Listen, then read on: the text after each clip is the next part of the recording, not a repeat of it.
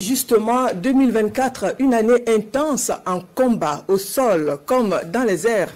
L'ennemi a tenté plusieurs manœuvres, mais n'a pas pu réussir à ébranler la détermination des forces combattantes. Des combattants dont la puissance de feu s'est accrue à travers la dotation conséquente en équipement. La rétrospective de l'année 2024 au Burkina sur le plan de la défense et de la sécurité. Bienvenue dans ça. En 2024, outre la guerre physique contre le terrorisme, une autre dimension prend une proportion considérable. La guerre de la communication. Nous sommes le 12 juin. Un projectile tombe accidentellement dans l'enceinte de la télévision du Burkina. L'incident a fait 2 blessés légers. C'était au lendemain d'une attaque qui a coûté la vie à plusieurs soldats burkinabés à Mansilla. Dans certains médias internationaux, sur les réseaux sociaux et dans les villes et campagnes, la rumeur enfle. D'aucuns évoquent une grogne au sein de l'armée. D'autres parlent de la fuite du président du Faso et du ministre de la Défense pour ne citer que cela. La psychose gagne de plus en plus les populations. Même cette image montrant le capitaine Ibrahim Traoré donner son sang le 14 juin a été contestée et qualifiée d'obsolète. Le 21 juin, le chef de l'État met fin aux rumeurs à travers ses sorties à la télévision du Burkina pour encourager les travailleurs. Il n'y a rien, absolument rien. Ils se chatouillent eux-mêmes et puis le rient. Sinon, nous, on est là, on continue de travailler, on est avec vous, chaque matin on passe. Voilà. Mais on ne voulait pas venir pour les laisser continuer jusqu'à aller se noyer eux-mêmes. Je pense qu'ils se sont bien noyés maintenant.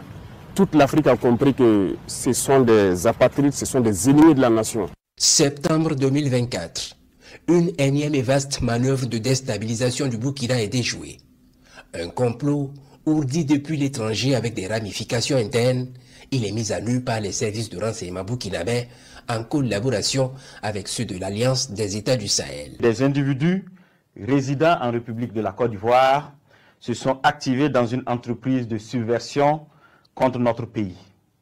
Ces acteurs du chaos, appuyés par certains services de renseignement de puissance occidentale, sont constitués aussi bien de civils, de divers profils que des militaires et anciens militaires ayant quitté le territoire national pour participer à des opérations de propagande et de déstabilisation.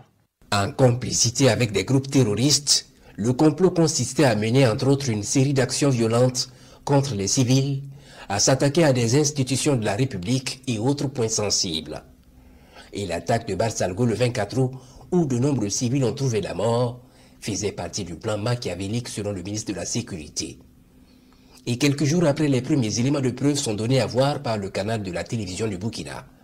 Au nombre des personnes impliquées, le commandant Ahmed Kinda, ancien chef de corps des forces spéciales, alias Akouchi, et l'ancien chef d'État, le lieutenant-colonel Paul-Henri Sandaogo Damiba, il est plus tard radié de l'armée par un décret signé le 30 octobre.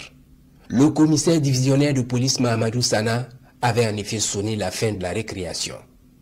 La guerre totale contre l'ennemi a commencé. À ce sujet, le chef suprême des armées du Burkina s'est voulu un peu plus clair lors de son adresse à la nation la veille du 11 décembre 2024 depuis Barsalgo. Tous les groupements sont instruits de reprendre les opérations de manière active. Au sol comme dans les airs, nous allons traquer ces ennemis de la nation jusqu'à leur dernier retranchement. En vue d'atteindre cet objectif, plusieurs opérations aériennes et terrestres sont lancées et sont appelées à s'intensifier. Et voici le plus récent signal envoyé à l'ennemi.